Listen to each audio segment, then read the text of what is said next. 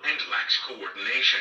To succeed, a European firm must convince a wide range of armed forces of its product's value. The Europeans have recognized the issue. 27 EU countries with 27 sets of regulations are stifling innovation in defense. Today, having a more harmonized market for defense in the European Union will definitely help our startups and our SMEs to grow and to be competitive, not only in the EU, but also at global scale. Compared to the US and China, Europe invests significantly less in research and development within the defense sector. The US spends